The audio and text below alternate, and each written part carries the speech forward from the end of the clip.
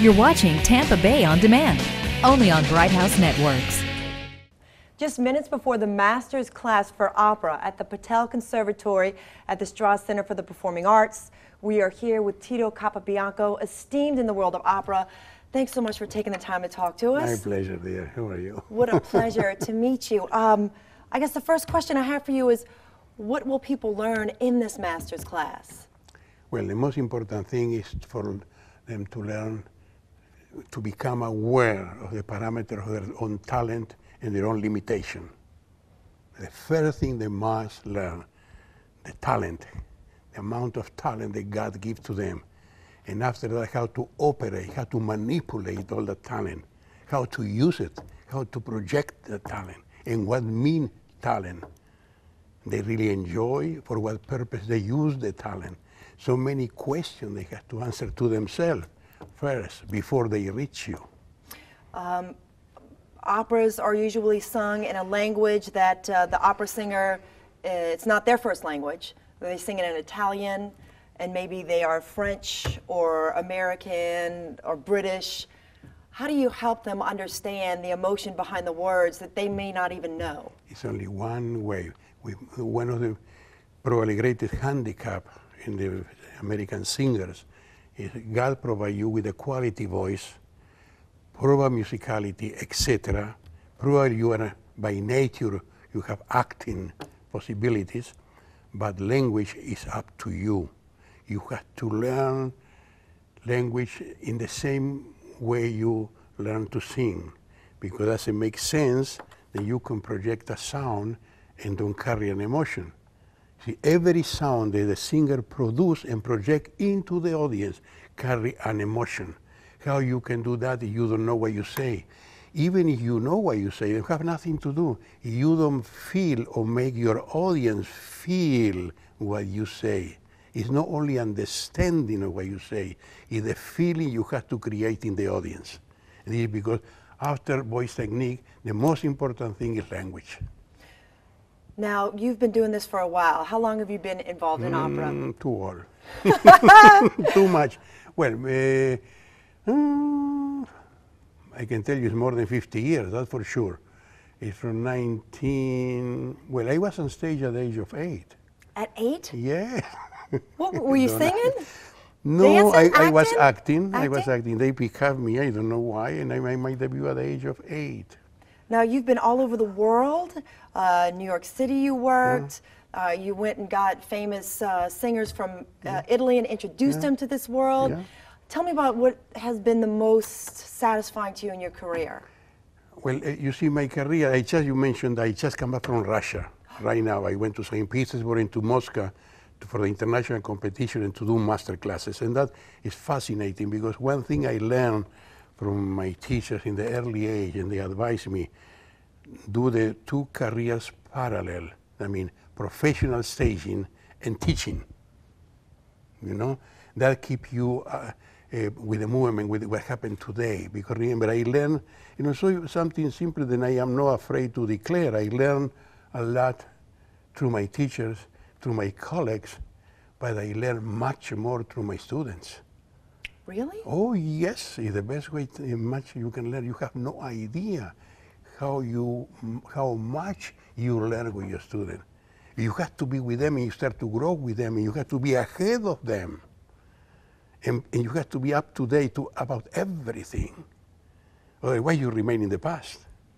With the young people, remember, you are working into the future. What is our job? To prepare them to the future. And when it's to future is around the corner, it's tomorrow. We finish the class and for them start the future already. It's because you is fantastic in the way you learn to be up to date to everything. What do you like best about teaching a master's class? You teaching them all over the world? Wait, you just got back from Russia and now you're in Tampa teaching one. Yeah, it's beautiful, first of all, to see different generations, different people, different races, different way of thinking, different way of projecting, or the technique, of how many problems they have to survive to reach the with other people, the difference between American singer, Italian singer, Russian singer, and all this differentiation you can analyze and use that experience to make make you more capable to get into the singer and make him to do exactly what they're supposed to do. See, and you know how fantastic is, you feel part of the future, then you mean somebody, because the present is disappearing. Now I am talking to you, in a few seconds this disappear. But no, with them I am discussing, I am talking, I am building the future. The greatest pleasure we have is to build the future. Oh, that was beautiful. So that's how you stay so young? Yeah, well, I hope. Maybe my wife doesn't have something to do with this. Now, you started out, you were born in Argentina? Yeah. And how did you make your way to the States, and how did you decide you wanted to be involved in opera? How did this all I begin? don't know, like I told you, I come from totally 100% Italian background. You see, I born almost by accident in Argentina from family of musicians, mostly all of them. And I don't know, I was at the stage of 8, I show up on stage. I mean, they called me, they knew me, and I need a little boy to do the end of a play. And I was there, and I started. The same year, I remember, then, with the same college, school, I was on the stage in a beautiful thing that I remember forever. I think that grabbed me.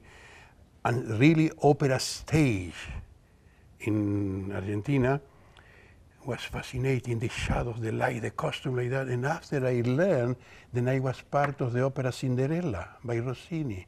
I was part of following them, you know, like a page. I learned that later. And 1 year later, by accident, my mother, I remember, took me to Lucia de Lammermoor. I was fascinated with that, the music like that. And I was lucky. My family let me know, my father let me know whatever I want. If I am good in school, you are good in school, you don't do anything. And indeed, because the reason I did theater, I did movies, I did ballet, all that, I was very lucky to be at the right moment, at the right place at the right moment. And I practiced all these things, you see. And I was an actor also for the theater. I was an actor for the movies. See, I was singing myself. How many languages do you speak? No, I try to speak English now. You do good. You do better. You're doing better than me. No. All your presents are right. You're I just very messed kind. up a sentence. No. But you are very kind. No, originally I see Spanish and Italian, both of them, English and the French. You see, but that's all. That's all? Come on. Well, so acting, singing, you said you took ballet, so you've done everything. What is it about the stage that you love? What is it about the stage? Well, the stage, you see, at that moment, I was the youngest professor in acting and director, and when I have a wonderful success with the Love for Three Orange, was premiered in Argentina by Prokofiev, a beautiful, fantastic Russian opera, and was awarded the best show of the last 15 years. And after that, it was a very funny story. The ambassador in Argentina at that moment, he don't speak one word in Spanish. We was using translator. I don't speak one word in English. And he, to the translator, offered me that they will be very pleased to take me to America. They are looking for young people, you know, etc., to look America, to do a cultural exchange. Maybe I like America, I can stay a time here to teach, and after I come back. And I was fascinated and scared to death. I mean, my generation at the university, when you study law, like I was studying law, you study French and Italian, because we go by the Roman and the Napoleonic Codic. English for us was like the sound of the plane. Fascinated but scared to death. I mean, and also to find out how important was this invitation, so I tried to answer later, you know, I don't speak English. And he said, yes, we know that. How fast did you learn? I keep trying. You do good. And was really, my wife and my friends then pushed me to come. I was scared. Because also in the late 40s and 50s, America was not yet in the map of arts, because America just became a winning of the Second War, #1. Immediately #1, industrial revolution, America #1.